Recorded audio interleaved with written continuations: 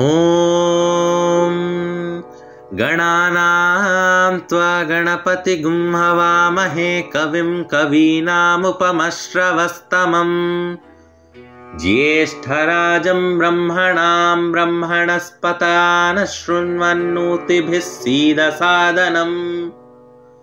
ఓం మహాగణపతయే నమః. నమస్కారం అండి. నా పేరు మహాలక్ష్మి. శ్రీ స్మృతి ఛానల్కు స్వాగతం అండి. ఈరోజు నేను శ్రీరామనవమి రోజు పట్టాభిషేకం చేయించేటప్పుడు లేదా ఆ రోజు దేవుని మందిరం దగ్గర కూర్చుని రాముని పూజ చేస్తూ ఈ సర్గను తప్పనిసరిగా చదువుకోవాలండి. శ్రీ వాల్మీకి రామాయణం యుద్ధకాండలోని పట్టాభిషేక సర్గ నుండి మకుటధారణ ఘట్టానికి సంబంధించిన శ్లోకములు. బ్రహ్మణా నిర్మితం పూర్వం కిరీటం రత్నశోభితం అభిషిక్తః పురాయేన మనుస్థం దీప్తతేజసం తస్యాన్వవాయే రాజానః క్రమధ్యేనాభిషేచితాః సభాయాం హేమక్లుప్తాయాం శోభితాయాం మహాదనైః రత్నైర్నానావిధైశ్చైవ చిత్రితాయాం సుశోభనైః నానారత్నమయే పీఠే కల్పయిత్వా యథావిధి కిరీటేన తతః పశ్చాత్ వశిష్ఠేన మహాత్మనాః ఋత్విగ్విభూషణైశ్చైవ సమయోక్షత రాఘవః. ఈ సర్గ యొక్క తాత్పర్యము ఏమనగా, పూర్వము బ్రహ్మ నిర్మించిన రత్నమయమైన తేజస్సుతో ప్రకాశించుచున్న కిరీటమును సభామధ్యములో ఉన్న వివిధ రత్నమును పొదిగిన పీఠముపై యథావిధిగా ఉంచెను. పట్టాభిషేక సమయమునందు పూర్వము మను చక్రవర్తి, తరువాత క్రమముగా ఆయన వంశముకు చెందిన రాజులందరూ ఆ కిరీటమును ధరించెడివారు. ఆ మహాసభా భవనము బంగారము చేత అలంకరింపబడెను. చాలా విలువైన వస్తువులతో శోభించుచుండెను.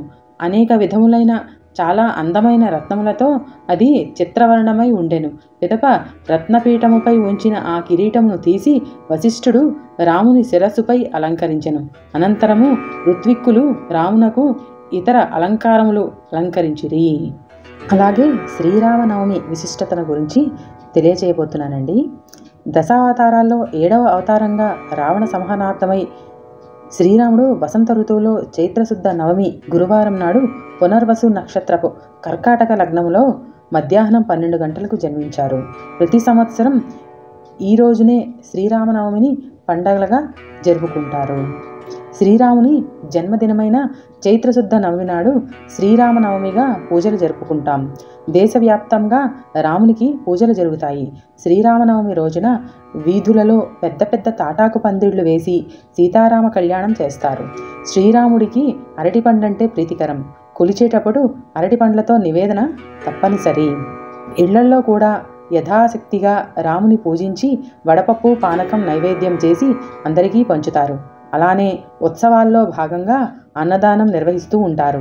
గ్రామాల్లో పేద ధనిక భేదాలు లేకుండా రాములు వారి ప్రసాదంగా స్వీకరించటం పరిపాటి.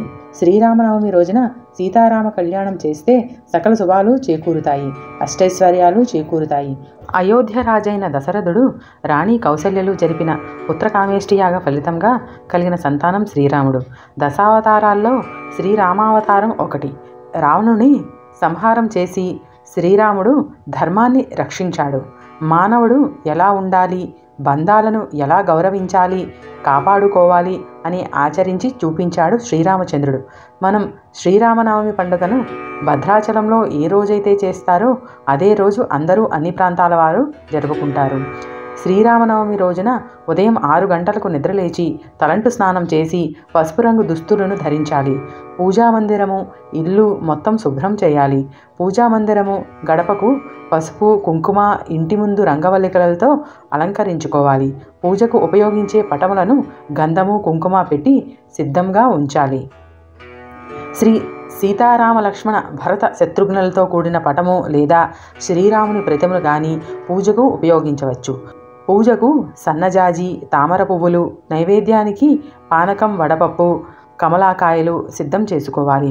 అలాగే పూజకు ముందు శ్రీరామ అష్టోత్తరము, శ్రీరామ రక్షాస్తోత్రము, శ్రీరామాష్టకము, శ్రీరామ సహస్రము, శ్రీమద్ రామాయణం వంటి స్తోత్రాలతో శ్రీరాముడిని స్తుతించాలి. ఇంకా శ్రీరామ పట్టాభిషేకం అనే అధ్యాయమును పారాయణం చేయడం ద్వారా శుభ ఫలితాలు చేకూరుతాయి. శ్రీరామనవమి రోజు శ్రీరామ దేవాలయం దర్శించుకోవడం మంచిది. అలాగే దేవాలయాల్లో పంచామృతంతో అభిషేకం, శ్రీరామ ధ్యాన శ్లోకములు, శ్రీరామ అష్టోత్తర పూజ, సీతారామ కళ్యాణం వంటివి పూజా కార్యక్రమాలను జరిపిస్తే అనుకున్న కార్యాలు దిగ్విజయంగా పూర్తి కావడంతో పాటు సకల సంపదలు చేకూరుతాయి. అలాగే శ్రీరామనవమి రోజున శ్రీరామదేవుని కథ వ్రతము ఆచరించడం మంచిది. నవమి రోజున మధ్యాహ్నం 12 గంటలకు పూజ చేయాలి. పూజకు కంచుదీపము, 2 దీపారాధనలు, 5 ఒత్తులు ఉపయోగించాలి. పూజ చేసేటప్పుడు తులసిమాలను ధరించడం చేయాలి. పూజ పూర్తయిన తర్వాత అన్నదానం, శ్రీరామ రక్షా స్తోత్రము, శ్రీరామ నిత్య పూజ వంటి పుస్తకాలను తాంబూలంతో కలిపి ముత్తైదువులకు ఇవ్వడం ద్వారా శుభ ఫలితాలు ఉంటాయి. నేను పలికిన శ్లోకాలను మీరు పలికి శ్రీరామనవమి పూజ ఆనందంగా జరుపుకొని ఆ శ్రీరాముల వారి దయకు పాత్రలు అవుతారని ఆశిస్తూ స్వస్తి.